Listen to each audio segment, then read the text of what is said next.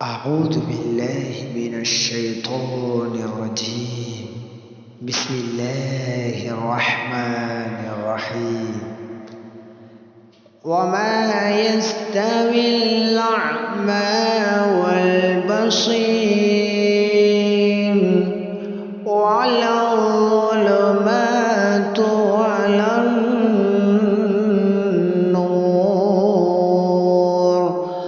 ولا الظل ولا الحرور.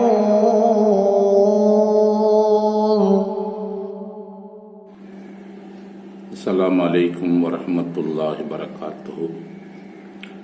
نحمده ونصلي على رسوله الكريم. اللهم صل على سيدنا نبينا مولانا محمد وعلى آل سيدنا مولانا محمد وبارك وسلم عليه.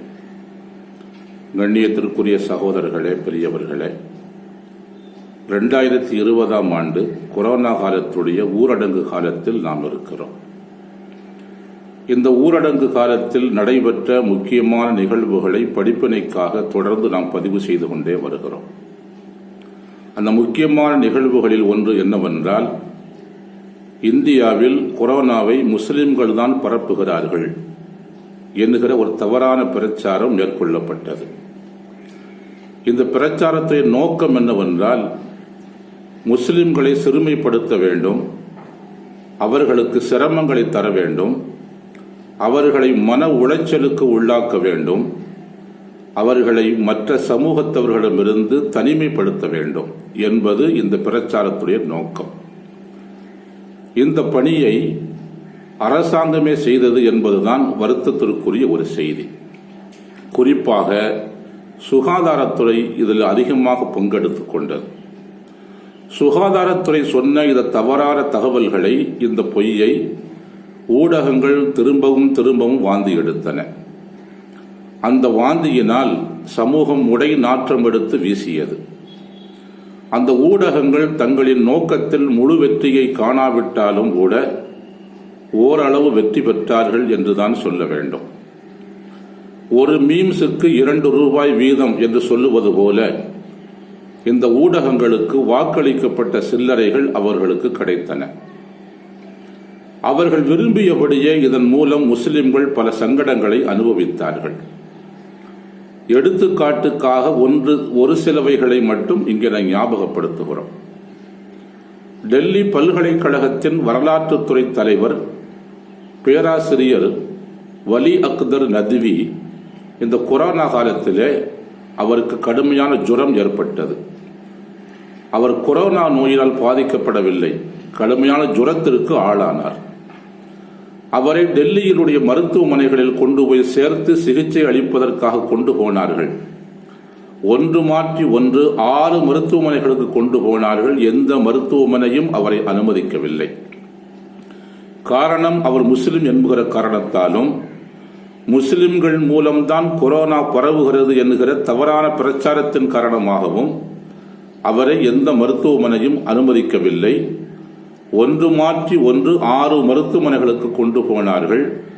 உரிய நேரத்தில் சரியான சிகிச்சை கொடுக்கப்படாத காரணத்தால் வலி அக்தர் நத்வி மரணமடைந்து போனார். கண்ணியத்திற்குரிய சகோதரர்களே, இது மட்டுமல்ல, இது போன்று பல்வேறு இஸ்லாமிய கல்வியாளர்கள் இந்த காலத்தில் இதே காரணத்திற்காக மரணமடைந்தார்கள் என்பதை நாம் பார்க்கிறோம்.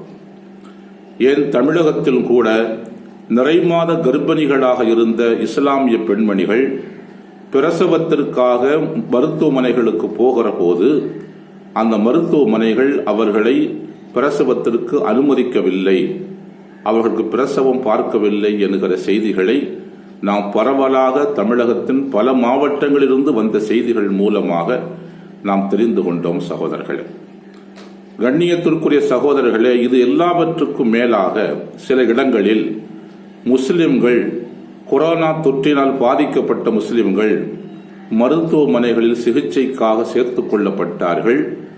சிகிச்சைக்காக சேர்த்துக் கொள்ளப்பட்ட அந்த முஸ்லிம்களுக்கு முறையான சிகிச்சைகள் வழங்கவில்லை என்பது மட்டுமல்ல, அவர்கள் விஷ ஊசி போட்டு கொல்லப்பட்டார்கள் என்கிற செய்திகளையும் நாம் பார்க்கிறோம். ஊபி மாநிலத்துடைய மாநில மருத்துவக் கல்லூரியுடைய முதல்வர் ஆர்த்தி என்கிற அந்த பெண்மணி சமீபத்தில் பிபிசிக்கு பேட்டி அளித்தார். அதில் அவர் சொன்னார், முஸ்லிம்கள் கொரோனா தொற்றுக்கு உள்ளாகி எங்களுடைய மருத்துவமனைகளில் அனுமதிக்கப்பட்டிருந்தார்கள். அவர்களுக்காக ஏன் மருத்துவர்களுடைய உழைப்பை வீணாக்க வேண்டும், அரசாங்கத்துடைய பணத்தை ஏன் வீணாக்க வேண்டும் என்பதற்காக அவர்களை நாங்கள் விஷ ஊசி போட்டு கொன்றுவிட்டோம் என்று அந்த பெண்மணி சமீபத்தில் பிபிசிக்கு ஒரு பேட்டி அளித்ததை எல்லாம் நாம் பார்த்தோம். சகோதரர்களே, கண்ணியத்திற்குரிய சகோதரர்களே, இவைகளெல்லாம் நமக்கு உணர்த்துகிற பாடங்கள் என்ன? இதுதான் நாம் இன்றைக்கு தெரிந்து கொள்ள வேண்டிய செய்தி. இவைகளெல்லாம் நமக்கு எதை உணர்த்துகின்றன என்றால், முஸ்லிம்கள் மருத்துவம் படிக்க வேண்டும், முஸ்லிம்கள் மருத்துவர்களாக ஆக வேண்டும் என்பதை இது நமக்கு உணர்த்துகிறது. இனிமேல் சகல நோய்களுக்கும் உயர்தரமான சிகிச்சைகள் வழங்குகிற மருத்துவமனைகளை ஒவ்வொரு ஊரிலேயும் முஸ்லிம்கள் அமைக்க வேண்டும். ஒவ்வொரு அமைப்புக்கும் ஒரு பள்ளிவாசல் அமைக்கின்ற அந்த வீணான வேலைகளை விட்டுவிட்டு ஊருக்கு ஒரு மருத்துவமனைகள் அமைக்க வேண்டும். அதில் சகல நோய்களுக்கும் உயர்தரமான சிகிச்சைகள் வழங்கப்பட வேண்டும். குறிப்பாக பெண்களுக்கு இஸ்லாமிய பெண் மருத்துவர்கள் மூலமாக சிகிச்சை அளிக்கப்பட வேண்டும். அத்தகைய இஸ்லாமிய பெண் மருத்துவர்களை நாம் உருவாக்க வேண்டுவது காலத்தினுடைய கட்டாயமாக இருப்பதை நாம் கவனத்தில் கொள்ள வேண்டும். சகோதரர்களே, கண்ணியத்திற்குரிய சகோதரர்களே, இஸ்லாம் என்பது உலக கல்விக்கு எதிரானது அல்ல. எல்லா துறைகள் பற்றியும் இஸ்லாம் பேசுகிறது. அருள்மறை அல் குர்ஆனில் அல்லாஹுக்கு சுப்ஹானஹு வ தஆலா பேசுகிறார். எடுத்துக்காட்டுக்காக சிலவற்றை சொல்லுகிறோம். அல்லாஹ் சொல்லுகிறான், வ இன்னலக்கும் ஃபில் அன்ஆமில இப்ரா நுஸ்கீக்கும் மிம்மா ஃபீ புத்தூனிஹி மின் பைனி ஃபர்தின் வ தமில் லபனன் ஹாலிசன் சாயிகன் லிஷாரிபி. அல்லாஹ் சொல்லுகிறான், ஆடு மாடு ஒட்டகம் போன்ற கால்நடைகளில் உங்களுக்கு நிறைய படிப்பினைகள் இருக்கின்றன. இரத்தத்திற்கும் சாணத்திற்கும் இடையில இருந்து நாம் கலப்பற்ற பாலை உருவாக்கி உங்களுக்கு நாம் புகட்டுகிறோம். அருந்துகிறவர்களுக்கு அது மதுரமாகவும் இனிமையாகவும் இருக்கிறது என அல்லாஹுக்கு சுப்ஹானஹு வ தஆலா மேற்படி வசனத்திலே சொல்கிறார். அதாவது இரத்தத்திற்கும் சாணத்திற்கும் இடையிலிருந்து உருவாகி வருகிறது பால், அது கலப்பற்றிருக்கிறது என்று சொல்லுகிறார். இரண்டுக்கும் மத்தியில் உருவாகி வருகிற அந்த பாலில் சாணத்துடைய நிறமும் இல்லை, இரத்தத்துடைய வாடையும் இல்லை. இரண்டும் இருந்தால் மனிதன் குடிக்க மாட்டான். ஆனால் கலப்பற்ற முறையிலே கொண்டு வருகிறோம். இதை நீங்கள் சிந்தித்து பார்க்க வேண்டாமா? உங்களுக்கு இதில் படிப்பினை இருக்கிறது என அல்லாஹுக்கு சுப்ஹானஹு வ தஆலா பேசுகிறார். அப்படியானால் குர்ஆன் விலங்கியல் குறித்து பேசுவதை நாம் பார்க்கிறோம். அதுபோல் அல்லாஹுக்கு சுப்ஹானஹு வ தஆலா தாவரவியல் பற்றி அல்லாஹ் பேசுகிறார். யுஸ்கா மின் மாயின் வாஹித் வ நுஃபல்லிலு பஅலஹா அலா பஅலின் ஃபில் உக்ல் என அல்லாஹ் சொல்லுகிறார். நீங்கள் விவசாயம் செய்கிறீர்கள், தாவரங்களை வளர்க்கிறீர்கள், அதில் பல்வேறு வகையான தாவரங்கள் உங்களுடைய தோட்டங்களில் வளர்க்கப்படுகின்றன. எல்லா தாவரத்திற்கும் ஒரே தண்ணீர் தான் ஊற்றுகிறீர்கள், ஆனால் அதிலிருந்து கிடைக்கிற கனிகள் வெவ்வேறு சுவைகளை தருகின்றன. ஒரே தண்ணீரால் வளர்க்கப்பட்ட அந்த தாவரங்களிலிருந்து வருகிற கனிகள் வெவ்வேறு ருசிகளை உங்களுக்கு எப்படி தந்தது என்று நீங்கள் சிந்தித்து பார்க்க வேண்டாமா என அல்லாஹுக்கு சுப்ஹானஹு வ தஆலா அருள்மறையில் தாவரவியல் குறித்து பேசுகிறான். சகோதரர்களே, கண்ணியத்திற்குரிய சகோதரர்களை, இன்னும் அல்லாஹ் சொல்லுகிறான், அல்லாஹுல்லதி ரஃபஅஸ் ஸமாவாத்தி பிகைரி அமதின் தரவுனஹா, நீங்கள் பார்க்கிற இந்த வானத்தை தூண்கள் இல்லாமல் அல்லாஹுக்கு சுப்ஹானஹு வ தஆலா அமைத்திருக்கிறான் என்கிற வசனம் நமக்கு வானவியலை ஞாபகப்படுத்துகிறது. இதையெல்லாம் ஏன் சொல்லுகிறோம் என்று சொன்னால், இப்படி எல்லா இயல்கள் பற்றியும் அருள்மறை அல் குர்ஆன் பேசுகிறது. அதனால் இஸ்லாம் என்பது உலக கல்விக்கு எதிரானது அல்ல என்பதை நாம் கவனத்தில் கொள்ள வேண்டும். அந்த வகையில் மருத்துவத்தை நாம் இந்த காலத்தில் கையில் எடுக்க வேண்டிய கட்டாயத்திற்கு நாம் உள்ளாகி இருக்கிறோம். சகோதரர்களே, இஸ்லாமிய இளைஞர்களும் படிக்கத்தான் செய்கிறார்கள். ஆனால் ஐடி நிறுவனங்களில் வேலை பார்க்கிற படிப்பை படித்துவிட்டு இரவு முழுவதும் விடிய விடிய வேலை பார்த்துவிட்டு விடிந்ததற்கு பின்னால் வந்து தூங்கி விடுகிறார்கள். அவர்களெல்லாம் இது போன்ற படிப்புகளில் இது போன்ற துறைகளில் கவனம் செலுத்த வேண்டும் என்பதற்காக இதை நாம் பதிவு செய்கிறோம். கண்ணியத்திற்குரிய சகோதரர்களே, ஒரு ஊர் குடியிருப்பதற்கு தகுந்த ஊர் என்றால் அதில் என்ன என்ன அம்சங்கள் இருக்க வேண்டும் என்பதை நாம் கவனிக்க வேண்டும். நபி இத்ரீஸ் அலைஹிஸ்ஸலாத்து வஸ்ஸலாம் சொல்லுகிற செய்தி வரலாற்று கிரந்தங்களில் பதிவு செய்யப்பட்டிருக்கிறது.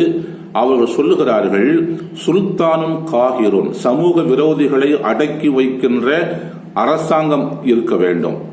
இரண்டாவது, வகாலின் ஆதிலின், நீதமாக தீர்ப்பு செய்கிற நீதிபதி இருக்க வேண்டும். தபீபுன் ஆலிமுன், தேர்ச்சி பெற்ற மருத்துவர் இருக்க வேண்டும்.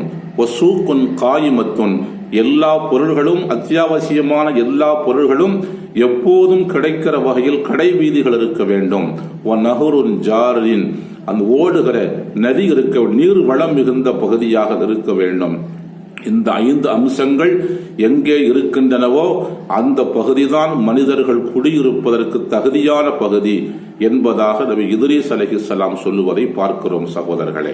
அப்படியானால் இந்த 5 அம்சங்களில் அவர்கள் குறிப்பிடுவது முக்கியமானது என்னவென்று சொன்னால், தபீபுன் ஆலிமுன், தேர்ச்சி பெற்ற மருத்துவர் ஒரு ஊரிலே இருக்க வேண்டும் என்று சொல்கிறார்கள். அதனால் அப்படி சொல்லிவிட்டு இந்த 5ம் இல்லாத ஊரில் எந்த மனிதன் குடியிருக்கிறானோ அந்த மனிதன் ஃபக்கத் லைய நஃப்ஸஹு வ அஹ்லஹு மாலஹு வ வலதஹு, தன்னையும் தன்னுடைய குடும்பத்தார்களையும் தன்னுடைய செல்வங்களையும் தன்னுடைய பிள்ளைகளையும் அவன் வீணடித்து விட்டான், பாழ்படுத்தி விட்டான் என்பதாக நபி இத்ரீஸ் அலைஹிஸ்ஸலாத்து வஸ்ஸலாம் சொல்லுகிற செய்திகளை பார்க்கிறோம். அதனாலே இந்த கொரோனா காலத்துடைய இந்த நிகழ்வுகள் நமக்கு நடத்தி இருக்கிற பாடம் என்னவென்று சொன்னால், ஊருக்கு ஊர் ஒவ்வொரு அமைப்புக்கும் ஒரு பள்ளிவாசலை நிறுவுவதை நிறுத்திவிட்டு ஊருக்கு ஒரு மருத்துவமனைகளை நிறுவுங்கள். அங்கே சகல நோய்களுக்கும் உயர்தரமான சிகிச்சைகளை வழங்குங்கள். குறிப்பாக இஸ்லாமிய பெண்களுக்கு மருத்துவம் பார்ப்பதற்கு இஸ்லாமிய பெண் மருத்துவர்களை உருவாக்குங்கள் என்பதை இந்த நிகழ்வுகள் நமக்கு தெளிவுபடுத்துகின்றன. அதை தெளிந்து நடந்தோம் என்று சொன்னால் வருங்காலம் வளமானதாக இருக்கும். அல்லாஹ் அருளுவானாக. வாஹிரு தாவானா அல்ஹம்துலில்லாஹி ரப்பில் ஆலமீன். அஸ்ஸலாமு அலைக்கும் வரஹ்மத்துல்லாஹி வபரகாத்துஹு.